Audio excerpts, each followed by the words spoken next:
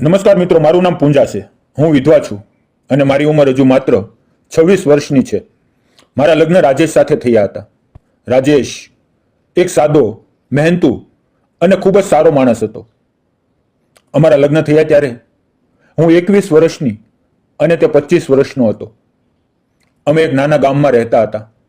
અમારું ઘર નાનું હતું, 2 ઓરડા અને બહાર એક નાનું આંગણું. પણ તે નાના ઘરમાં અમે બંને ખૂબ ખુશ હતા. રાજેશ ગામની એક નાની કરિયાણાની દુકાનમાં કામ કરતો હતો.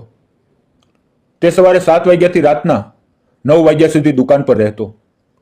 હું ઘર સંભાળતી, રસોઈ કરતી અને તેની રાહ જોતી. રોજ સાંજે તે ઘરે આવતો ત્યારે હું તેના માટે ગરમ ચા અને નાસ્તો તૈયાર રાખતી. પછી અમે બંને બેસીને વાતો કરતા. તે કહેતો, પૂંજા આજે એક નવો ગ્રાહક આવ્યો હતો, બહુ મોટો ઓર્ડર આપ્યો. હું હસતી અને કહેતી, આજે તો તું ખૂબ થાકેલો લાગે છે, આરામ કર. અમે બંને સપના જોતા, એક મોટું ઘર, બાળકો, સારું જીવન. રાજેશ હંમેશા કહેતો, બસ થોડા વર્ષ મહેનત કરશું પછી આપણે સુખી થઈ જઈશું. પણ એક દિવસ બધું બદલાઈ ગયું. તે દિવસે સાંજે રાજેશ દુકાનેથી પાછો આવી રહ્યો હતો. રસ્તા પર એક ઝડપી ટ્રક આવી અને તેને ટક્કર મારી. હું ઘરે બેસીને તેની રાહ જોતી હતી. થોડી જ વારમાં ગામના લોકો દોડતા આવ્યા અને મને કહ્યું, પૂંજાબેન, ઝડપથી આવો. રાજેશને મારા પગ કંપી ગયા. હું દોડીને ગઈ. રસ્તા પર રાજેશ પડેલો હતો. તેની આંખો બંધ હતી. ડોક્ટરે કહ્યું કે ઘણી ઈજા થઈ ગઈ છે, બચી શકે તેમ નથી. મારી સામે તેનો છેલ્લો શ્વાસ નીકળી ગયો. મારું સમગ્ર જીવન એક પળમાં અંધારું થઈ ગયું. રાજેશના માતા પિતા પહેલેથી જ ગુજરી ગયા હતા. હું એકદમ એકલી પડી ગઈ. મારા માયકાવાળા મને ઘરે લઈ ગયા. ત્યાં 3-4 મહિના રહી. પણ મને લાગ્યું કે હું તેમના પર બોજ બની રહી છું. તેમની પોતાની આર્થિક તંગી હતી. પછી મેં નક્કી કર્યું કે હવે મારે પોતાના પગ પર ઊભું રહેવું છે. હું મારા નાના ઘરે પાછી આવી. તે જ ઘર જ્યાં અમે બંનેએ સપના જોયા હતા. ઘરમાં પાછી આવી તો દરેક ખૂણે રાજેશની યાદો હતી. તેની ખુરશી, તેનો પલંગ, તેના કપડાં, બધું મને તેની યાદ અપાવતું. રાત્રે ઊંઘ નહોતી આવતી. પેટ ભરવાનો સવાલ હતો. જે થોડા પૈસા હતા તે પણ ખૂટવા લાગ્યા. ત્યારે મારી એક સખી આવી અને કહ્યું, પૂંજા, શહેરમાં એક નમકીન શીંગ ભજીયાની ફેક્ટરી છે. ત્યાં સ્ત્રીઓને કામ મળે છે. તું ભણેલી છે, તને સારું કામ મળી શકે છે. બીજે દિવસે હું ત્યાં ગઈ.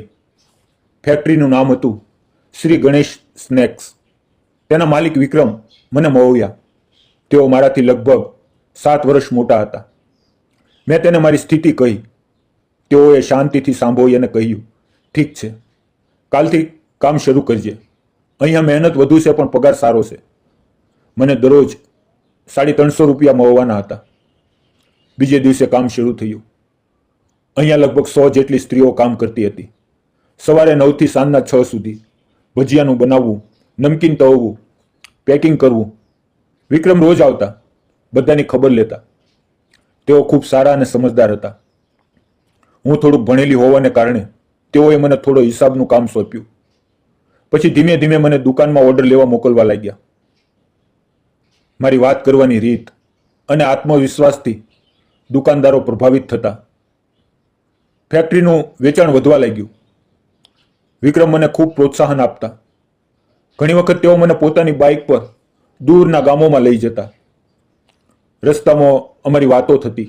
તે કહેતા કે તેમની પત્ની પણ 4 વર્ષ પહેલા બીમારીથી ગુજરી ગઈ હતી. તેઓ પણ એકલા હતા. ધીમે ધીમે અમારી વચ્ચે સારી ઓળખાણ થઈ. બીજી સ્ત્રીઓને આ ગમતું નહીં.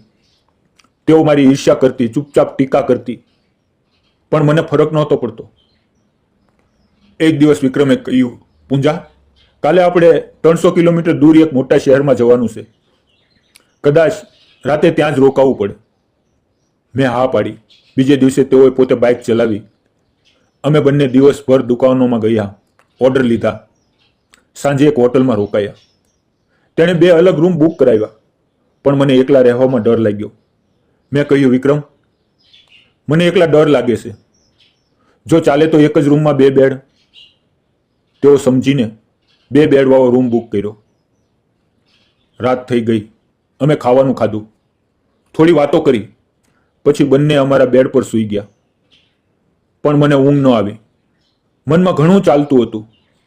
અચાનક વિક્રમ બોલ્યા, પૂંજા ઊંઘ નથી આવતી? મેં કહ્યું, ના. તેઓ મારી બેડ પાસે આવ્યા, બેઠા અને ધીમેથી કહ્યું, પૂંજા, તારી સાથે કામ કરતા કરતા મને લાગ્યું કે તું મારા જીવનમાં ખૂબ જરૂરી બની ગઈ છે. તારી હિંમત, તારી સાદગી, તારી મહેનત. મને તારા વિના જીવન અધૂરું લાગે છે. હું તને પ્રેમ કરું છું. શું તું મારી સાથે લગ્ન કરીશ? મારી આંખોમાં આંસુ આવી ગયા. મેં કહ્યું, વિક્રમ, હું એક સામાન્ય વિધવા છું. તમે આટલી મોટી ફેક્ટરીના માલિક છો. લોકો શું કહેશે અને સમાજ? તેણે મારો હાથ મજબૂતીથી પકડ્યો અને કહ્યું, મને લોકોની પરવા નથી. મને ફક્ત તારી જરૂર છે. તારું દિલ સાચું છે એ જ મારા માટે બસ છે. અમે બંને રડ્યા, એકબીજાને આલિંગનમાં લીધા. બીજે દિવસે પાછા આવ્યા. થોડા દિવસો આમ જ વીત્યા. પછી અમે નક્કી કર્યું કે અમે લગ્ન કરીશું. અમારા સાદી રીતે લગ્ન થયા. ફેક્ટરીની કેટલીક સ્ત્રીઓને આ ગમ્યું નહીં, પણ અમને ફરક ન પડ્યો. આજે પણ હું ફેક્ટરીનું મોટું કામ સંભાળું છું. પ્રોડક્શન, માર્કેટિંગ, એકાઉન્ટ, ઘણું બધું. વિક્રમ અને હું ખૂબ ખુશ છીએ. મિત્રો, જીવનમાં દુઃખ આવે છે, પણ નવી આશા પણ આવે છે. મિત્રો, તમને શું લાગે છે? અમે બરાબર કર્યું કે ખોટું? કોમેન્ટમાં જણાવજો. જો વાર્તા ગમી હોય, તમારા દિલને છૂ ગઈ હોય, તો લાઈક કરો, શેર કરો અને ચેનલને સબસ્ક્રાઇબ કરી લેજો. ફરી મળશું મિત્રો એક નવી વાર્તા સાથે. આ વાર્તા સંપૂર્ણ કાલ્પનિક છે. માત્ર મનોરંજન અને પ્રેરણા માટે બનાવવામાં આવી છે. આવજો મિત્રો. મળશું એક નવા વિડીયોમાં. તમારું ધ્યાન રાખજો. વિડીયો પૂરો જોવા બદલ ધન્યવાદ મિત્રો.